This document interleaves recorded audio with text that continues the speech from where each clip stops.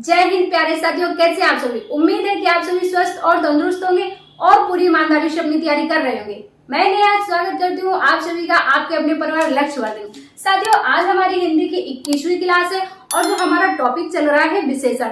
पिछली क्लास में हम लोगों ने विशेषण पढ़ा था, लेकिन अभी हमारा जो विशेषण का चैप्टर है कंप्लीट नहीं हुआ था। पिछली क्लास में हम लोगों ने देखा कि विशेषण की परिभाषा क्या होती है, विशेषण के प्रकार कितने होते हैं, विशेषण विकारी शब्द होता है या फिर अविकारी होता है, ये सब कुछ हम लोगों ने पिछली क्लास में पढ़ लिया था। विशेषण के 4 प्रकार होते हैं, आपका गुणवाचक विशेषण, परिमाणवाचक विशेषण और आपका संख्यावाचक विशेषण और सार्वनामिक विशेषण। 4 प्रकार के आपके विशेषण होते हैं, जिसमें से हम लोगों ने गुणवाचक विशेषण पढ़ लिया था।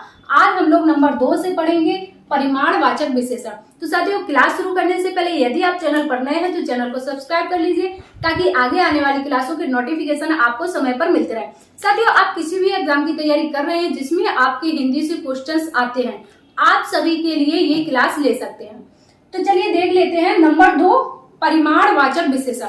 अब देखिए, परिमाणवाचक विशेषण क्या होता है, परिमाण का मतलब क्या होता है, परिमाण का मतलब क्या होता है। परिमाण का मतलब होता है आपका नाप तौल। क्या, परिमाण का जो मतलब होता है नाप तौल मतलब होता है, इसका मतलब नापने और तौलने वाली चीजें। क्लियर, परिमाण का मतलब ही होता है नाप तौल करना। ठीक, तो देख लीजिए इसकी परिभाषा। परिमाणवाचक विशेषण की परिभाषा क्या है कि जिन विशेषण शब्दों द्वारा संज्ञा की मात्रा का बोध हो। संज्ञा की मात्रा यानी कि नापना तौलना, 1 किलो 2 किलो 5 किलो। मात्रा का मतलब भी नाप तौल है ना।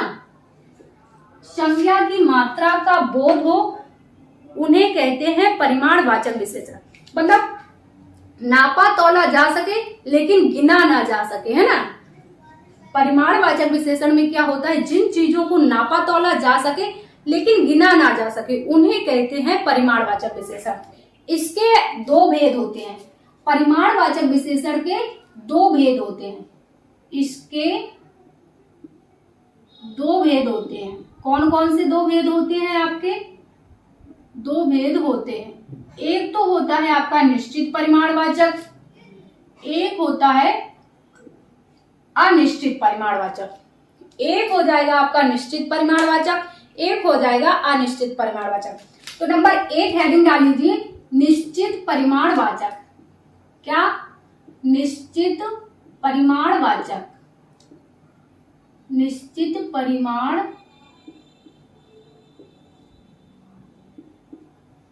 वाचक। अब इसकी परिभाषा देख लीजिए। निश्चित परिमाणवाचक सीधा सीधा जिन संज्ञा शब्दों की निश्चित मात्रा का बोध हो, जिन शब्दों से संज्ञा की निश्चित मात्रा का बोध हो, उन्हें निश्चित परिमाणवाचक कहा जाता है। क्लियर? क्या, जिन शब्दों से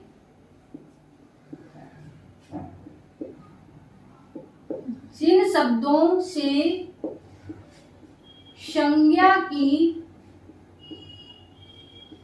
निश्चित मात्रा का बोध हो, निश्चित मात्रा का बोध हो, क्या हो जाएगी परिभाषा? जिन शब्दों से संज्ञा की निश्चित मात्रा का बोध हो, उन्हें कहते हैं निश्चित परिमाणवाचक। क्लियर, परिभाषा कंफर्म हुई। अब देखिए इसके उदाहरण किस तरह से आते हैं। उदाहरण में देखेंगे आप, देखिए नापने तौलने वाली चीजें आएंगी और मात्रा जो होगी निश्चित होगी, इतना कंफर्म। देखिए क्या हो जाएगा उदाहरण में, जैसे आपका 4 किलो आम। क्वेश्चन आपसे पूछ लेगा 4 किलो आम में कौन सा विशेषण है। 4 किलो आम में कौन सा विशेषण है, तो आप बता देंगे भाई 4 किलो है, ये नाप तौल के आप जब मार्केट जाएंगे तो आम को गिनकर लाएंगे क्या? नहीं ना। आम हो गया, खीरा, ककड़ी, कोई भी सब्जी, अनाज, है ना। तो ये सारी क्या होती है आपके परिमाणवाचक विशेषण के अंतर्गत आते हैं। जैसे आम को आप गिनकर नहीं लाएंगे, अनाज को गिनकर नहीं लाएंगे, तौल कर ही तो लाएंगे। तो 4 किलो अनाज 4 किलो आम, तो इसमें क्या हो जाएगा आपका निश्चित परिमाण वाचक, है ना। उदाहरण नंबर 2, भाई जिन्हें जलेबी पसंद है तो वो क्या कहेंगे, 1 किलो जलेबी, है ना, 1 किलो जलेबी। क्या 1 किलो जलेबी, इसमें क्या हो जाएगा आपका निश्चित परिमाण वाचक। और आपका ये तो हो गई तौलने वाली चीजें, और नापने वाली, इसका अगला उदाहरण देख लेंगे। जैसे 6 मीटर कपड़ा, है ना, 6 मीटर कपड़ा दे दो, 6 मीटर कपड़ा दे दो। इसमें कौन सा विशेषण है आपका 6 मीटर कपड़ा, तो क्या हो जाएगा आपका निश्चित परिमाण वाचक। क्लियर, तो निश्चित परिमाण वाचक कन्फर्म हुआ। ओके, अब नंबर 2 आप लोग पढ़ेंगे अनिश्चित परिमाण वाचक। क्या नंबर 2 हेडिंग डाल लीजिए, अनिश्चित परिमाण वाचक। अनिश्चित परिमाण वाचक।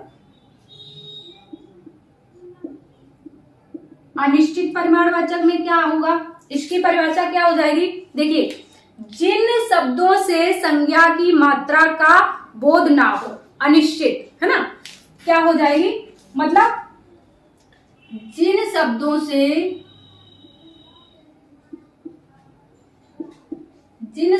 से संज्ञा की, साथ के साथ लिखते रहेंगे आप लोग, मात्रा का बोध ना हो, है ना। जिन शब्दों से संज्ञा की मात्रा का बोध ना हो उन्हें क्या कहते हैं, अनिश्चित परिमाण वाचक कहते हैं। अब इसके उदाहरण देख लीजिए, इसके उदाहरण कैसे आएंगे।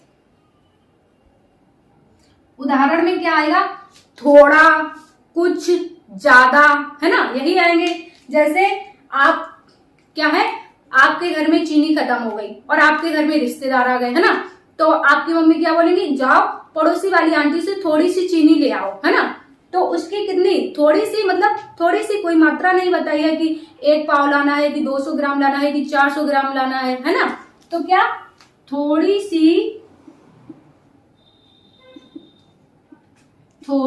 चीनी, है ना, थोड़ी सी चीनी, या थोड़ी सी चाय की पत्ती, है ना।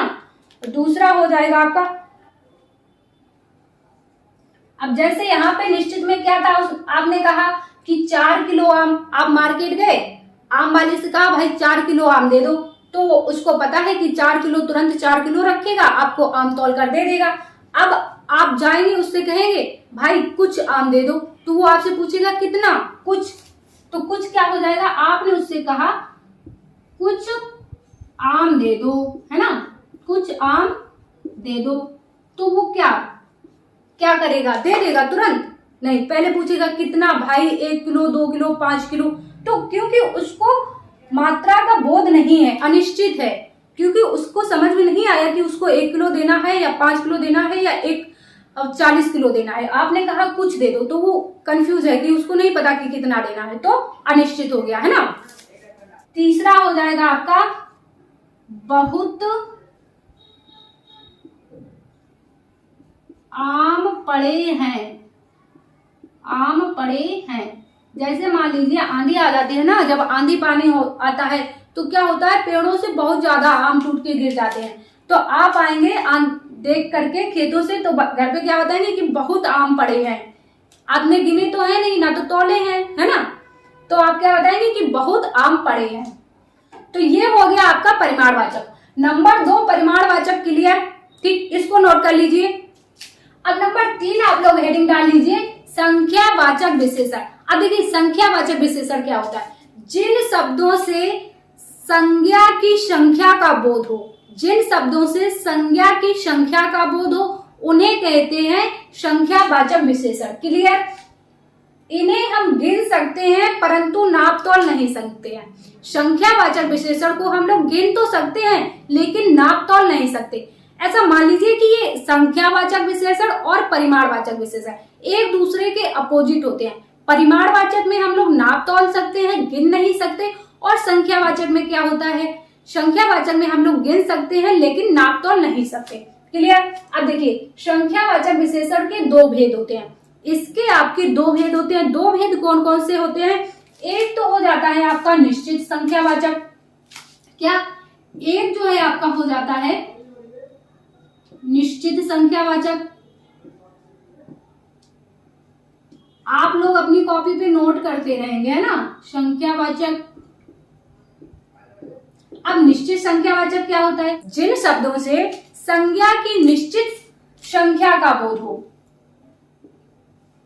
जिन शब्दों से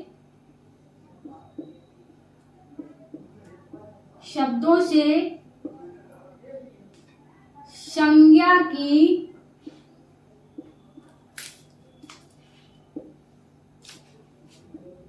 निश्चित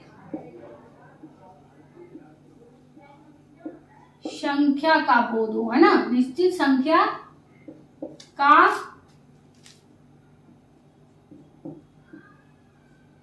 बोध हो। जिन शब्दों से संज्ञा की निश्चित संख्या का बोध होगा उन्हें कहेंगे निश्चित संख्यावाचक विशेषण। क्लियर। अब देखिए इसके भी आपके 6 भेद होते हैं। जो निश्चित संख्या वाचक होता है इसके भी आपके कितने भेद होते हैं? इसके जो होते हैं आपके 6 भेद होते हैं। कितने भेद होते हैं? 6 भेद होते हैं। तो नंबर 1 पे लिखेंगे आप लोग, नंबर 1 पे आप लोग लिखेंगे पूर्णांक बोधक। क्या नंबर 1 हो जाएगा आपका? नंबर 1 पूर्णांक बोधक। पूर्णांक बोधक। अब देखिए पूर्णांक बोधक में क्या आता है यहाँ पे?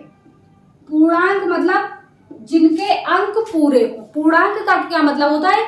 जिनका अंक पूरा अंक हो, 2, 4, 6, 1, है ना, 5, 8, 10, 12, 15 ऐसे, यानी कि अंक पूरे हो, पूर्णांक बोधक, है ना। तो क्या आ जाएगा इसमें पूर्णांक बोधक में? 1, 2, 5, 10, 20। अब जैसे आपसे उदाहरण दे दिया कि आपका जो यूपी पुलिस का पेपर होता है 300 में आप बोलेंगे कि मेरे 300 में 230 नंबर आए, यानी कि पूरे पूरे, है ना। तो ये हो जाएगा आपका पूर्णांक बोधक का उदाहरण। या कि क्या मेरे 250 नंबर हैं, 250 नंबर हैं। तो ये किसका उदाहरण है आपका? ये हो जाएगा आपका पूर्णांक बोधक संख्यावाचक का। क्लियर। इसके बाद दूसरा जो है आपका अपूर्णांक बोधक। दूसरा क्या है? अपूर्णांक बोधक। अपूर्णांक बोधक।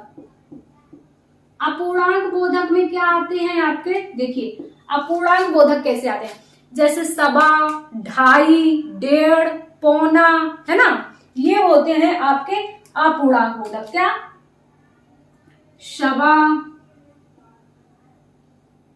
1.5, ढाई, पौना, ये जो शब्द हैं आपके किसमें आते हैं? अपूर्णांक बोधक में। अब इसका उदाहरण कैसे आ जाएगा? देखिए जैसे घड़ी में 1:30 बज रहा है, बताइए इसमें कौन सा विशेषण है, ऐसे आपसे पूछ लेगा। क्या उदाहरण हो जाएगा इसका? घड़ी में 1:30 बज रहा है ना, घड़ी में 1:30 बज रहा है, ये विशेषण का कौन सा प्रकार है? तो आप बता देंगे जो ये 1.5, ढाई, सवा होता है ये अपूर्णांक बोधक का होता है, जो आपके निश्चित संख्यावाचक विशेषण के अंतर्गत आता है। क्लियर। बोलिए समझ में आ रहा है या फिर नहीं? समझ में आ रहा है या फिर नहीं? ठीक। इसके बाद जो आपका तीसरा हो जाएगा क्रमबोधक।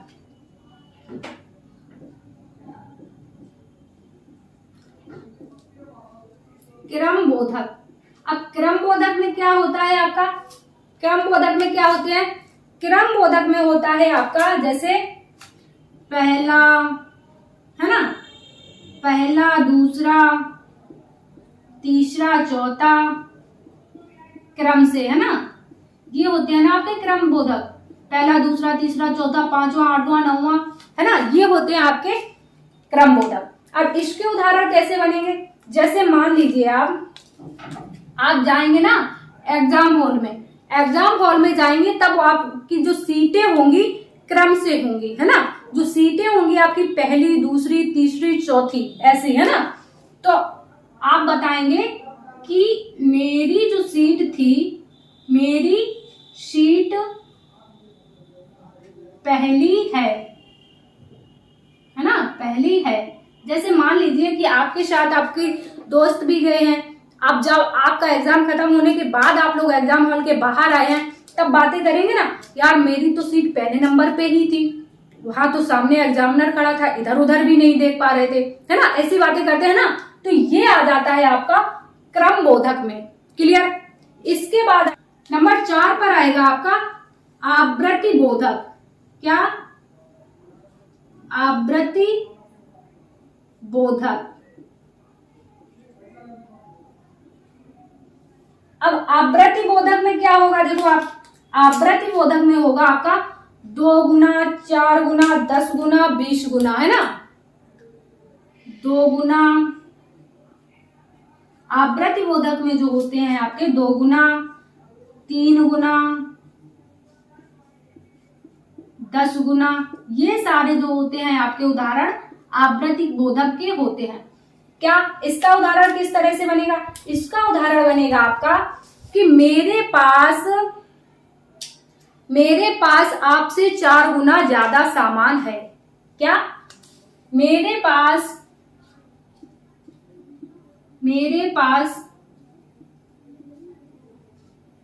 4 गुना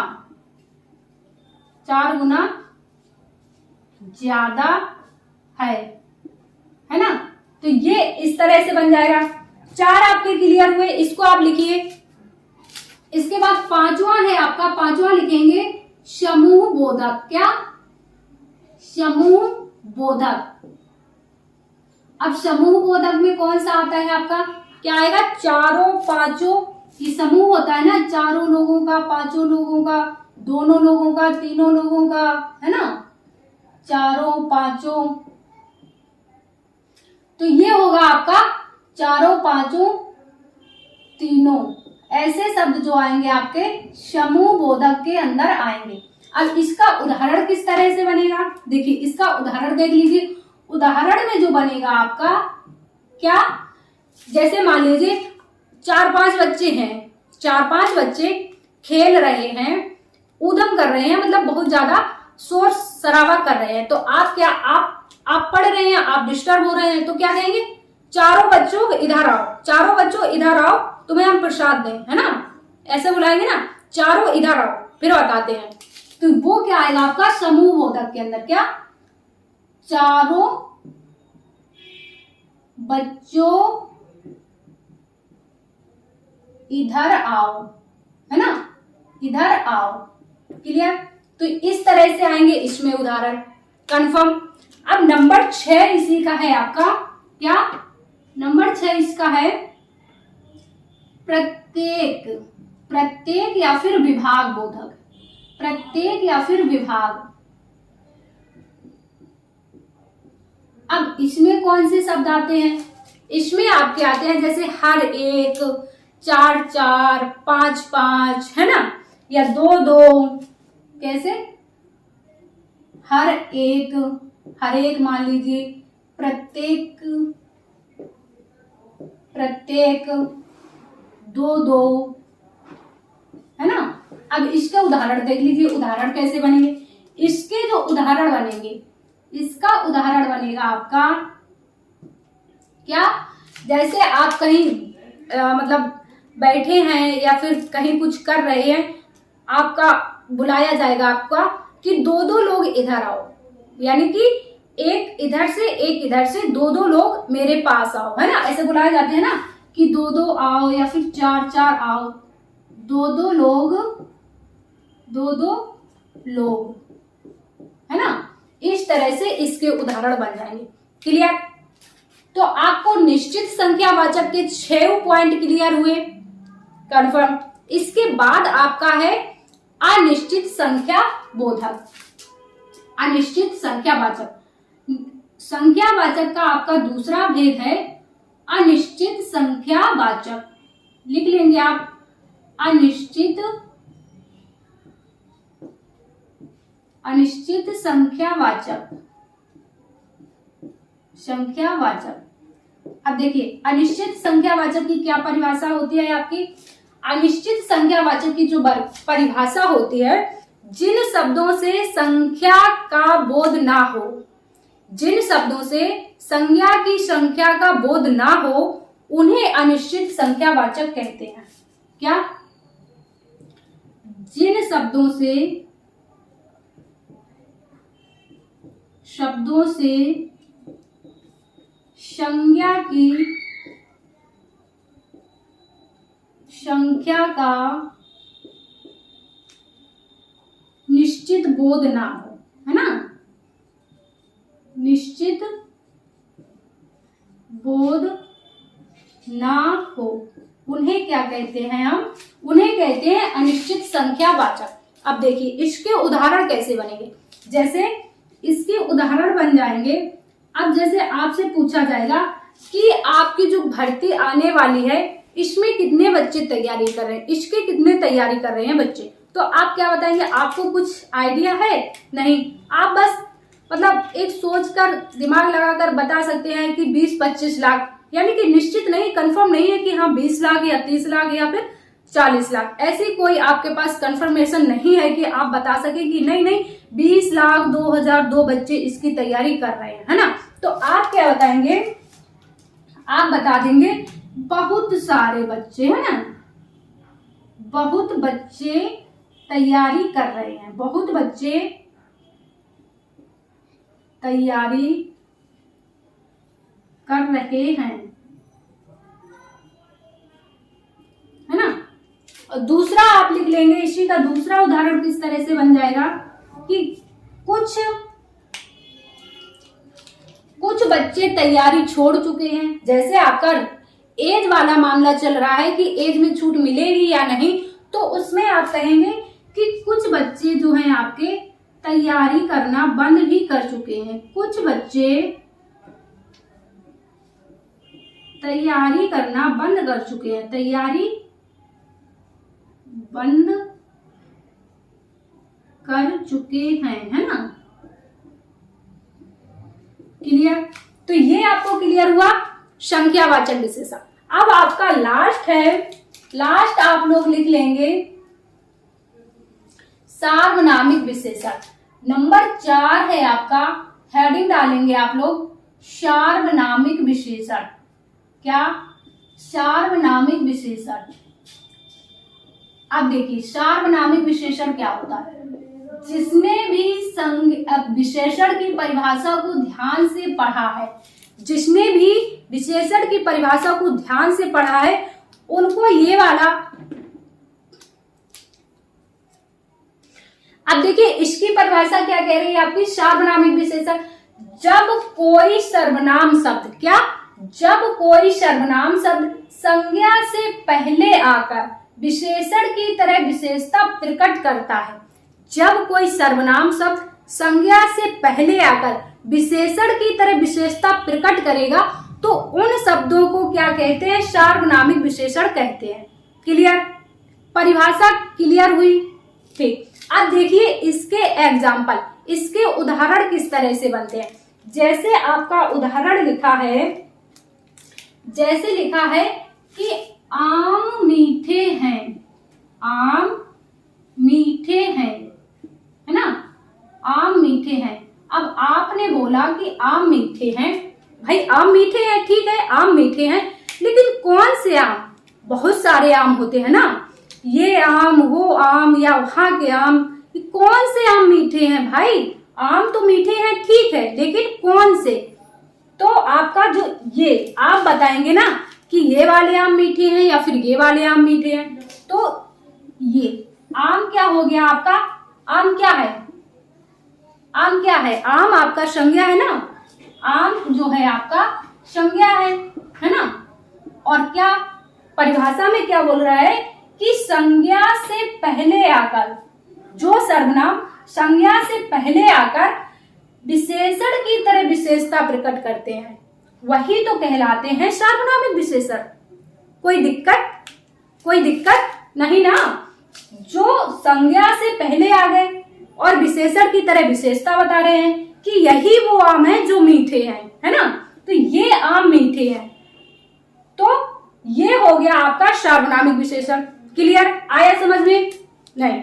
दूसरा उदाहरण देखिए कि जैसे मान लीजिए कार मेरी है, कार मेरी है।